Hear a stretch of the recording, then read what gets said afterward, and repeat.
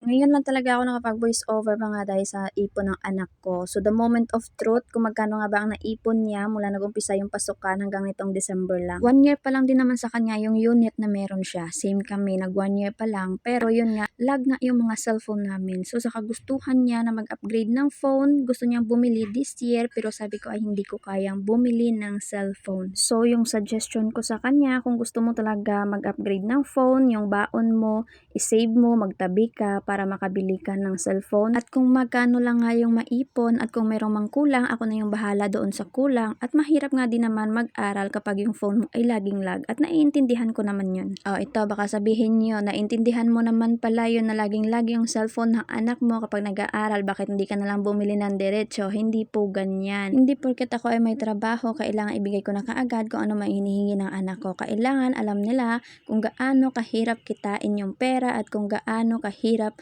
abutin ang lahat ng gusto nila. So mula July hanggang December, malaki din yung naipon niya. Nasa 3,000 din mahigit yung naipon. So ito na nga yung araw na pumunta nga sila ng city para bumili ng cellphone. Pero in fairness, salamat sa home credit. Opo, pina-home credit ko po yung cellphone niya.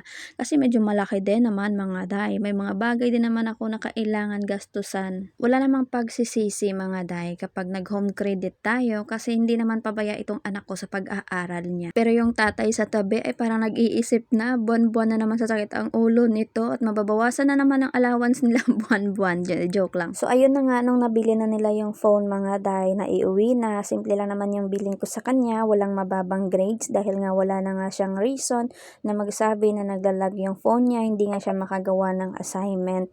Dahil sa grades lang naman kami maging masaya. At hindi naman ito para sa akin mga day. Syempre para din naman to sa future niya para kapag meron siyang gusto sa future ay kung hindi ko man maibigay ay marunong siyang mag-ipon para makabili nga siya ng pangsarili niyang gamit. In fairness naman sa anak ko talaga hindi sa pagmamalaki pero talaga ay pinagmamalaki ko. Marunong ho siya magtabi ng pera para makabili po ng kanyang pangangailangan. Merong mga time na may mga binibili na hindi na nga siya nanghihingi sa akin. Galing na lang yun sa baon niya. So 50 per day lang naman yung baon ng anak ko. Nakaka-save. Meron naman siyang ulam at meron din naman silang service papuntang school. So yung bagong unit na nakuha niya, yung bagong phone ay Realme C65. So kayo na yung bahala mag-search kung magkano nga yung price niya.